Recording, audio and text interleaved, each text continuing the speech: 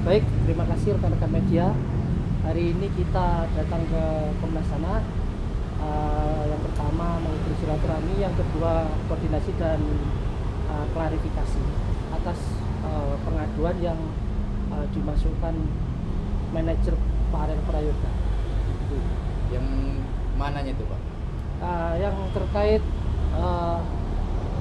sebenarnya gini, kita jelaskan biar utuh ya, biar tidak ada miss ya. Permasalahan ini berawal sebenarnya bukan sama Farelnya, Farel Prayoga. Jadi Pak Joko ini selaku ayah kandung Farel ini tidak ada masalah dengan bapaknya. Tadi malam juga masih komunikasi melalui chat WA. Ini tadi juga komunikasi, tidak ada masalah. Jadi masalah itu timbul karena si manajer itu ikut podcast di podcastnya Denny Sumargo itu, bahwa si manajer itu ditanya si Denny Sumargo itu begini kata-katanya, kalau dari saya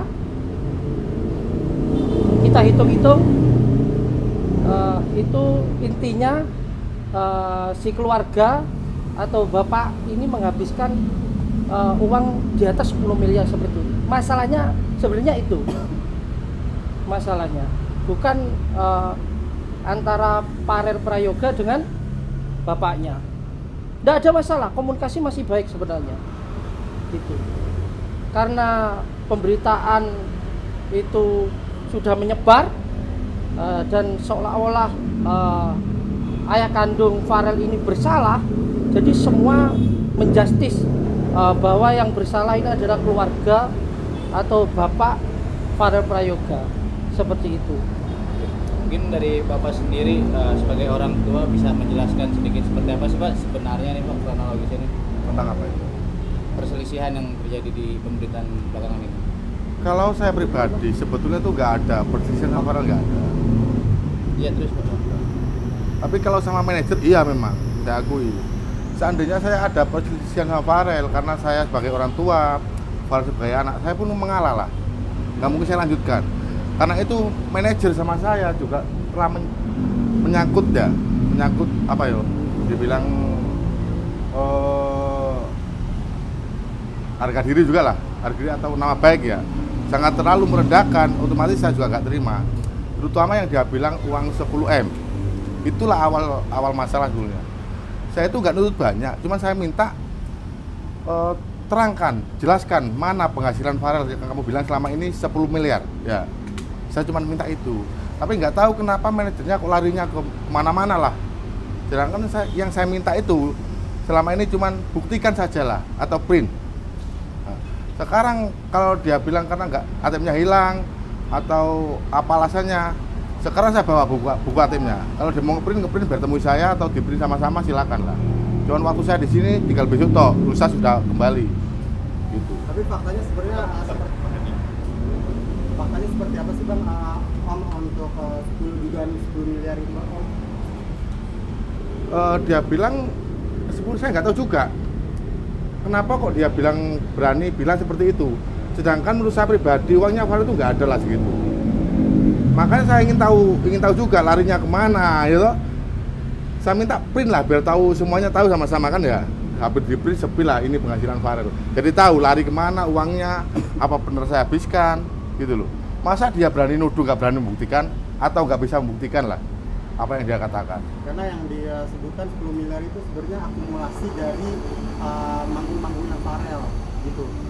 Iya, walaupun segitu, tapi buktikan lah. Kan otomatis orang nyuruh larinya kan ke ATM-nya Farel. Nah, buktikan dari situ. Atau cuma dia ngomong aja nggak bisa membuktikan. Atau sengaja memburukan, menjelekkan nama keluarga lah. Nggak tahu juga kalau begitu. Jadi saya minta sama dia itu biar sama-sama transparan, biar sama-sama tahu, buktikan dulu. Cuman itu mau saya, gitu loh. Oke Pak, dari pengakuan pihak manajemen, alasannya dia uang diatur maksudnya gitu saat ini bersama manajernya karena menurut dirinya waktu itu mengaku uang maupun cicilan mobil saat itu hanya kamuflase saja, di mana uang tersebut tidak dicicilkan. Faktanya seperti apa? Nah, Faktanya begini, uang mobil itu bukan ditransfer ke saya, ditransfer ke pihak bank ya. Terus dia kasih saya ke rumah, diantar ke rumah. Terus saya bilang sama Rais, apa ini harus disampaikan, apa saya kasih bank, jangan Pak Joko pegang dulu. Ya, namanya orang kan nggak tahu ada musibah ya. Uang di saya 10.500.000 atau berapa itu, saya pegang. Tapi belum waktunya ngansur, saya lagi sakit.